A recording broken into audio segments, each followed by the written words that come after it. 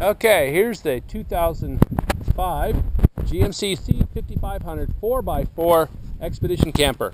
Once again, it's got a T1 armor plating bumper in the front with a winch. That's a Viper winch, has a remote control and of course, wired control. Hidden behind the license plate is the fairlead. And the axles down there, beefy. All right, go ahead and start it up. There's the Duramax diesel. Cranking away, 112,000 miles. Runs great. It also has a train air horn. Oh, geez. That always scares the crap out of me. But yeah, we put in train horns in it. Hit the horns again. Okay, that'll scare the crap out of me. There's the lockout hubs for the engine. All right, and then there's, of course, the crew cab. So let's go inside the crew cab. Okay, interior shot of the cab. Here's the seats. In excellent shape. No rips, no tears. There's the CB down there and the receiver part. Auxiliary jack and two auxiliary jacks back here. There's a stock stereo, the brake controller, and down there are two switches for the auxiliary lights and the fan. That's the fuel cooler fan to help keep the fuel cool, so you get better performance in the hot summer. Dashboard is in great shape except for some glue here where there was a GPS unit that was glued to it. Headliner's in good shape, and there, of course, are the back seat. And there it is. No tears, no rips or anything like that. There's some storage underneath, cargo area, and then here's the dual temperature control for the back seat. The AC runs great. There's a little blemish here. These plastic moldings here have cracked. If you can see that there. Of course, there's some storage compartments down here underneath the steps. And on the other side, that's where we keep the winch controller and such. We go to the back part of the cab. Similar storage back there. There's an inverter for power, so you can run your laptop and stuff right here in the back seat. And there again is the back seat. Put some oil in that door. Here's the flatbed, and there's a special jack holder right here for a high lift jack. This is the extended high lift jack. These are the really tall versions. Much taller than the regular ones you get in the Jeep. And there you have the toolboxes and the gas cans. Well, actually they're fuel cans. They hold diesel for the truck. Here's the side. You can see the CB antennas. The aluminum siding has been pre-treated on both sides, white. And of course the roof is aluminum. The whole camper, inside and outside, is aluminum. All right, just before we get to the inside, there's the spare tire mount. So when the camper comes off with the jacks, the spare tire, also the mount comes off for the spare tire, so that you can use this as a regular flatbed truck. And here's the other side. All right. Storage for the water, the hose to drain the tanks. In here, of course, are your tanks, black and gray. Over on this side, you have the heater vent and the access panel to underneath. This is where you pull up your LP gas hose and your electrical. And of course, here's the spigot for the freshwater tank, which is right on the other side. Alright, toolboxes. Now let's go inside the camper. Double lock, bolt lock, which will lock this thing like a vault. I mean, I don't know if anybody could ever break into it.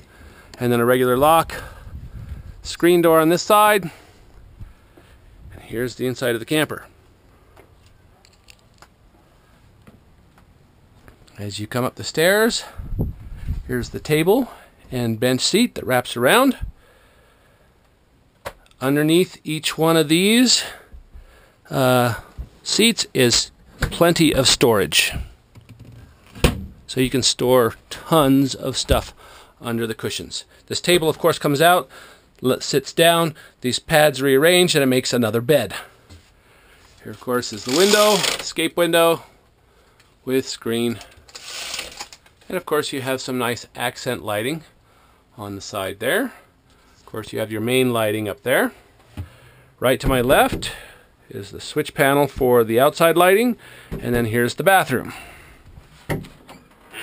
There's the bathroom, toilet, toilet paper, and mirror. Also a vent upstairs. Side. Plenty of storage, cabinets, refrigerator, dual. It's a three-way fridge, so you've got gas or electric. To ignite the gas, you push these two buttons. You got to do it quite a few times to get the gas primed up there, and then you see this little light turn on showing that the gas is on, and then it works. The fridge works great. More storage down here that locks so it doesn't pop open. You got to push that little button.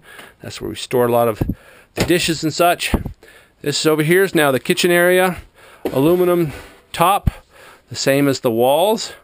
And then there's your 2-burner stove, your faucet with cold water. There's your gauge to tell you how full your tanks are and how charged your battery is. There's of course the switch to turn on the pump, and of course you can tap into outside water. There's the stereo system up there with the jack for your iPod, and then here's the thermostat window. Let's back up a bit, and now here's the 2 bunk beds. So you have 2 bunk beds here. Someone can sleep there and someone can sleep there. I fit there, and I'm 6 foot 1 inch tall, and easily can sleep up there. And then up on top is a queen size bed. This is a camping mattress. And then way back on the other side of the bed is just some more storage area. Of course there's a gun rack, and up on the ceiling there's a vent. The ceiling is made out of fiberboard. Here's the huge pantry. Huge pantry. Deep, deep shelves. Store a lot of food in there. And double lock it so it won't pop open. And then more storage, and more storage, and then storage underneath. The battery water tanks on this side, and then we store all sorts of camping supplies. And then again, more storage underneath these benches. There's your electrical outlet down there, your CO2 LP gas warning light, and the vent for the heater. So there's the inside of the camper. Now these ceilings are about 8 feet tall, so there's plenty of headroom. You can sit up in bed back there. Alright. Here's the engine compartment. Here's your turbo diesel. Duramax 6.6.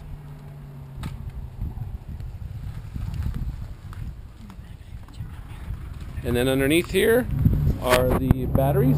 So this slides out. Batteries hook up in there. And on the other side is the air compressor tank for the air compressors. Oh, I forgot to mention that the seats inside are air seats. So there you go.